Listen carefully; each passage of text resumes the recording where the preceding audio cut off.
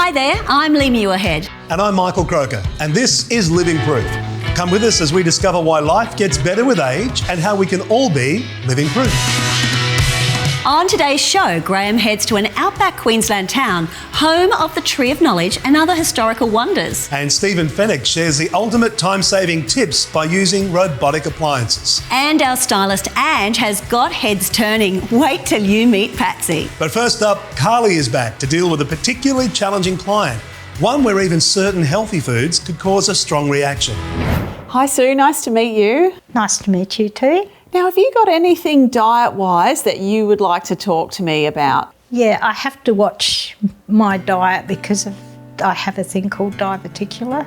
About 10 years or so ago, I ended up in hospital for 3 days because my bowel actually became perforated from it. Okay, so that's quite serious, a bowel perforation.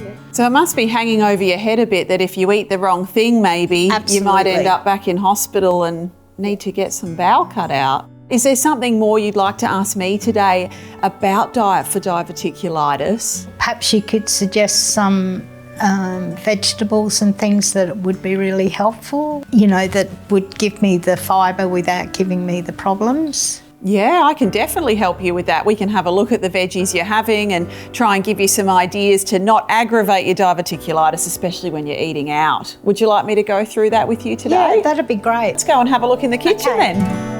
So here we have really healthy foods, like the ideal diet. If I was telling people what to eat every day, it'd be get more of this in. Your fruits and vegetables, nuts and seeds, your whole grains. But Sue's told me she's got a condition called diverticulitis, and these foods could potentially cause life-threatening complications if she has these foods.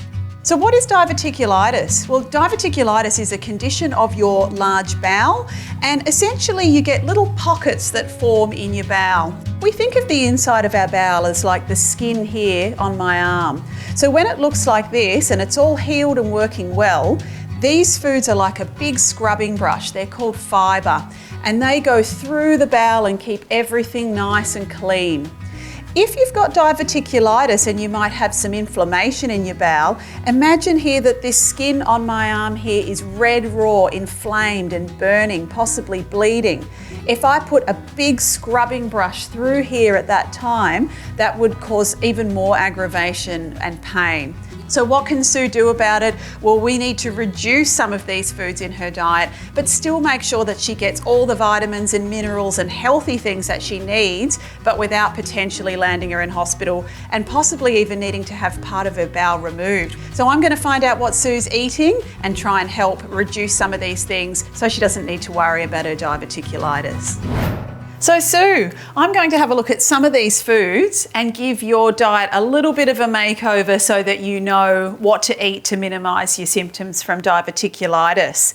But I believe you've had a makeover before, have you? Yeah, I spent a really nice day with the GemLife people doing a full makeover. It was very nice. Well, this is going to be a chance to have a bit of a diet makeover. These are going to be just some little tweaks to make sure that you do get all that good healthy things from your vitamins, your minerals, from your fruits and vegetables, but just without aggravating that diverticulitis. As you know, when you're having a flare-up and when it is really red and inflamed on the inside of your bowel, we really want to pull back on fibre, but then increasing it when you're not having a flare. So with things like your broccoli, you can eat broccoli, but you want to chop off the stem, so just having the florets instead of this is a very fibrous part of the vegetable. I would also consider things like your salads, stringy fruits like your pineapple, things like celery, you would reduce and replace with more like your mashed and cooked vegetables.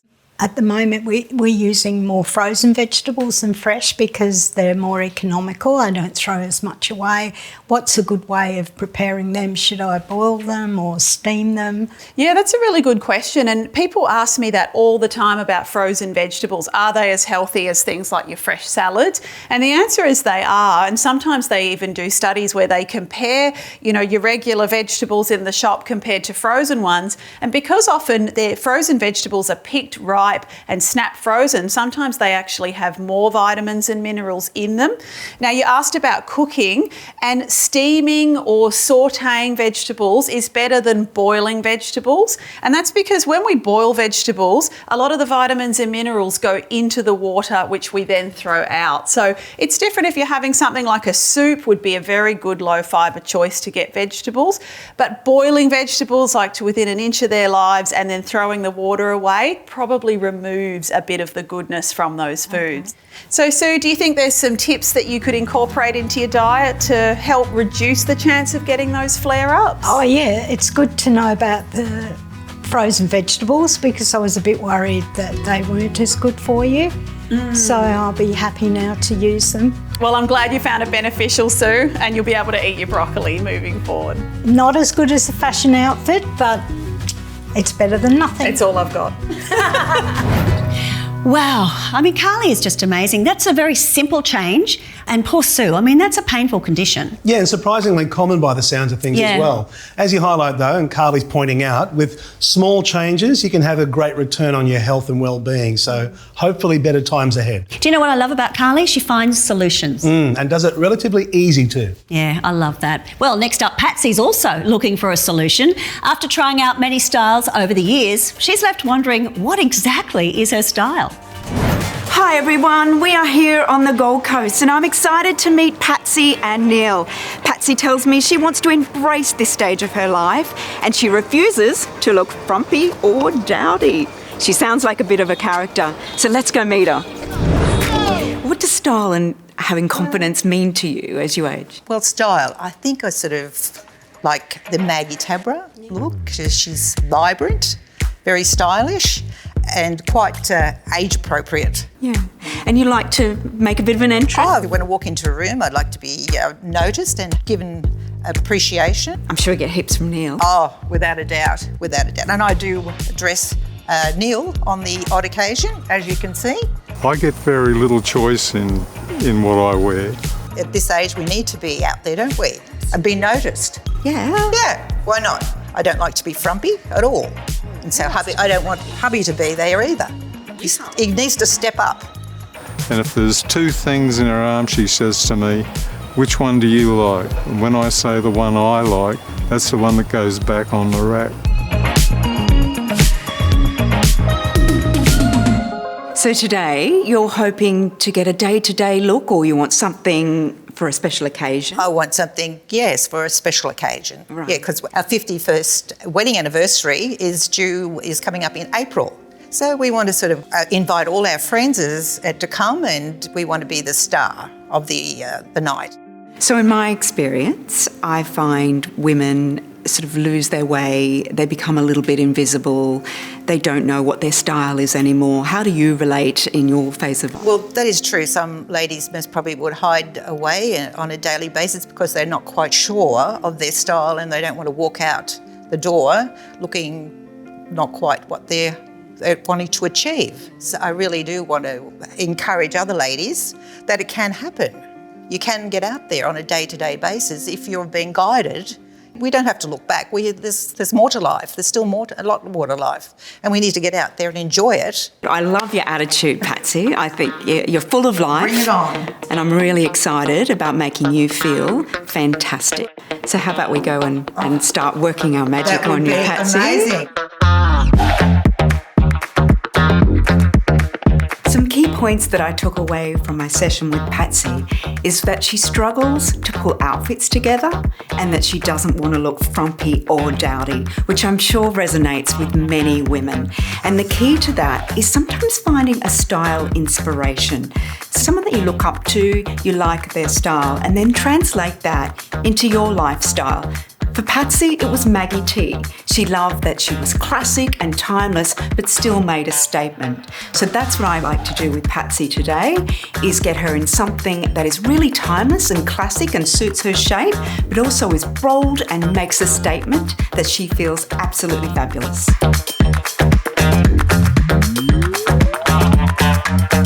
So I've actually got a few pieces of Patsy's wardrobe here, and what I can see, she keeps gravitating towards busy prints.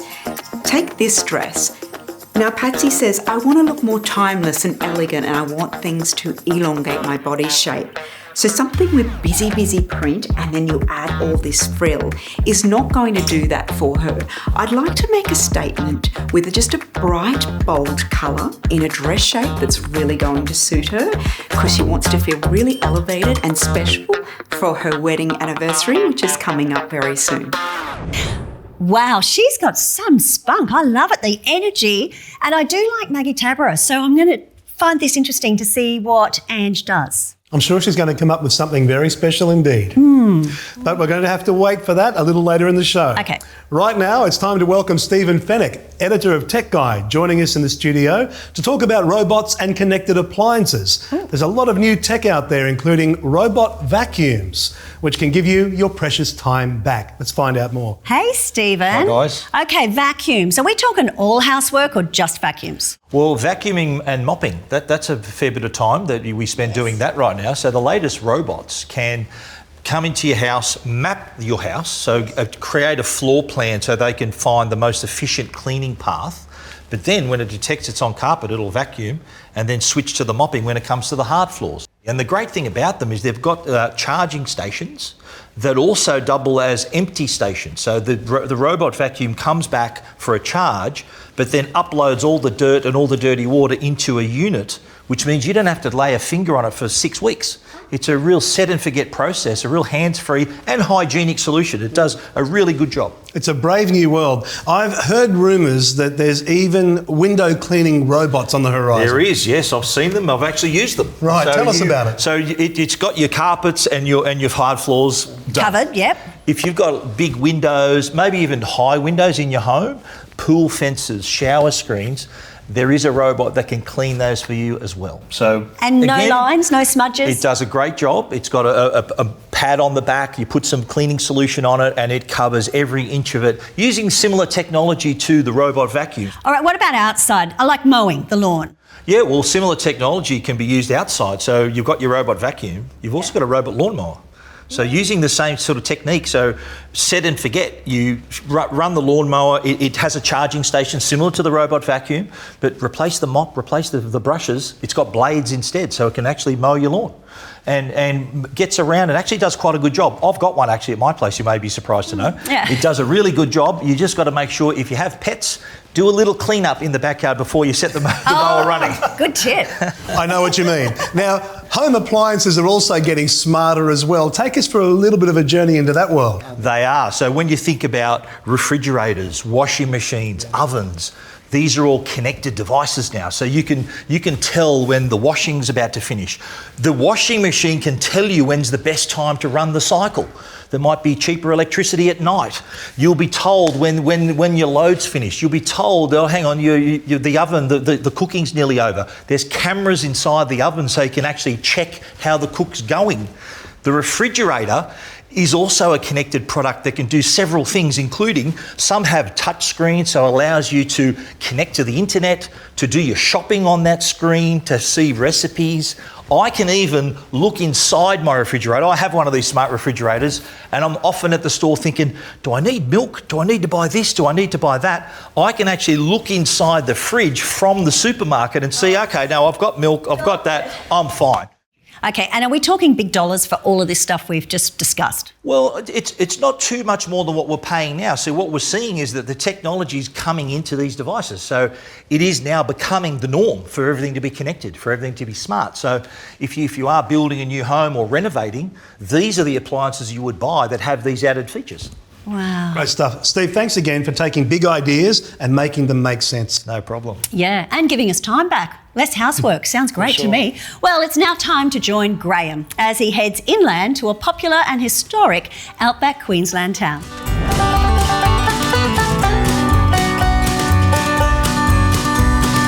Well, we are here in Barcaldine, a good 11.5-hour drive west of Brisbane, and it certainly is a town steeped in history.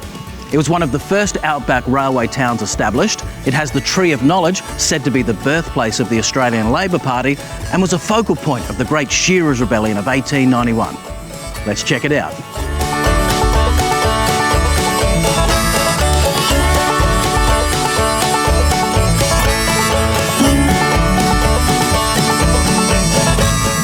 G'day, Pauline. Look, I've noticed there's a lot of pubs here in a short space. What's the story?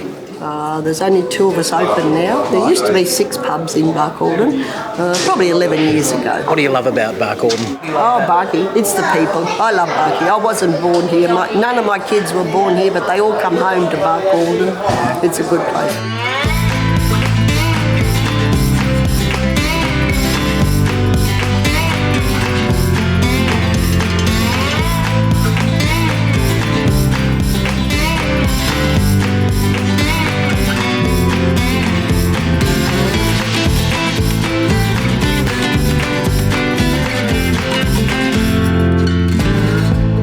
Well, I'm standing here with the founder and creator of the Lake Dun Sculpture Trail, Melinda Rogers. Please tell me, what is the Sculpture Trail? I had sculptures that I had done and I started placing them out on the trail where we lived. It just grew from there, it kept going. And now it's a tourist attraction for visitors in the region. Yeah, it is. Which is fantastic. My artist's name is Scrap Metal Sheila, and if you look that up, you'll find lots of information about the Sculpture Trail.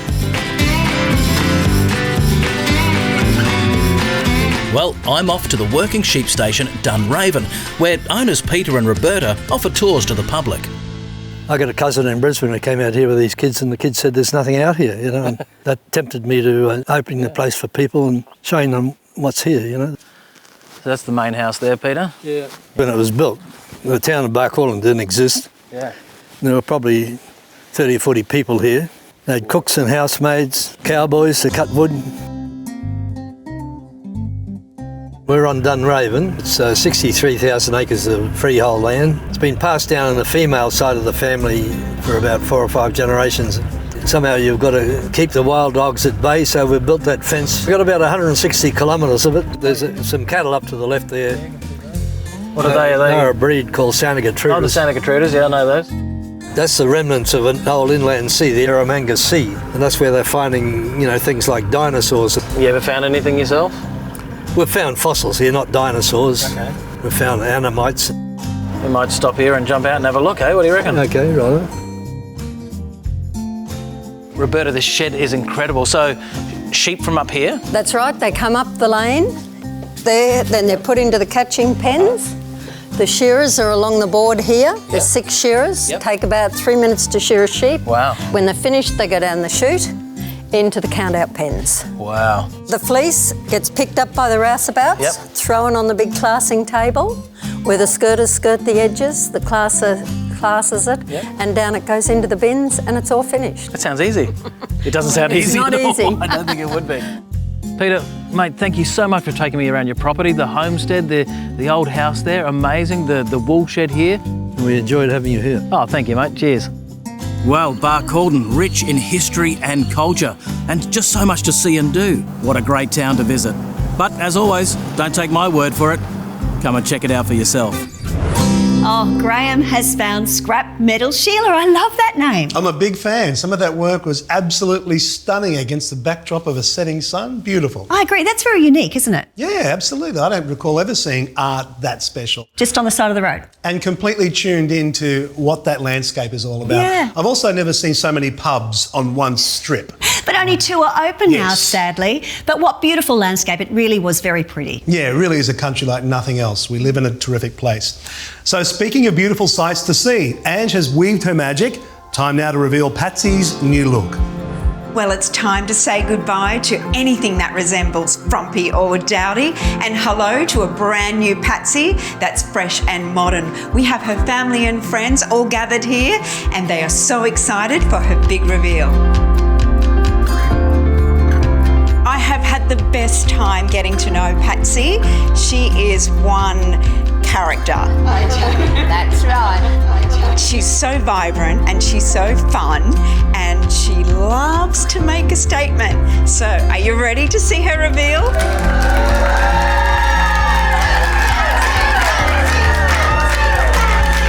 You don't have to look back. There's more to life. There's still a lot more to life, and we need to get out there and enjoy it. I really do want to encourage other ladies that it can happen.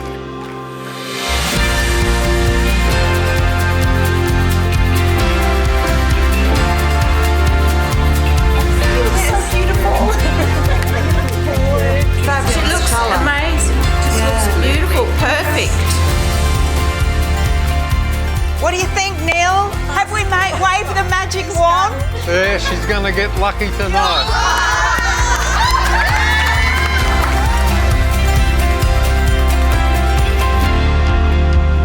Patsy has an open face with balanced features. So with her hair pushed back, she looks absolutely stunning.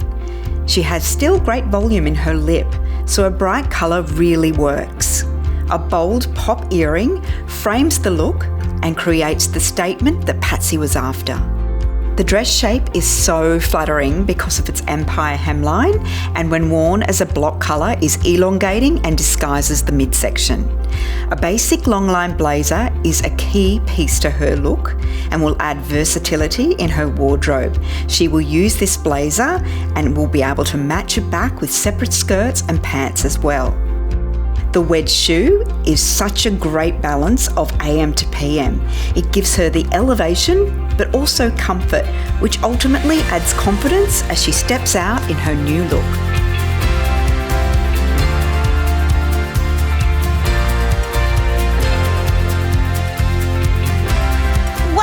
Wow, that is fantastic. Look at that Maggie T-esque. I mean, she's rocking that look. The slick back hair, so stylish. You know, the dress, she's got a beautiful, vibrant personality as well. Oh, I love it. Yet another terrific makeover. Neil looked very happy as well. Yeah, and you know what? We can all take inspiration from Patsy's "it's never too late" attitude. You know, so ladies and gentlemen, what are you waiting for? Well, that wraps up another episode. Of course, we're always grateful to our amazing guests who invite us into their homes, get out of their comfort zones and share their favourite travel experiences with us. And of course, we can't forget Graham, Carly, Ange and Stephen, who all help us become living proof that life just gets better with age. Until next time. Take care.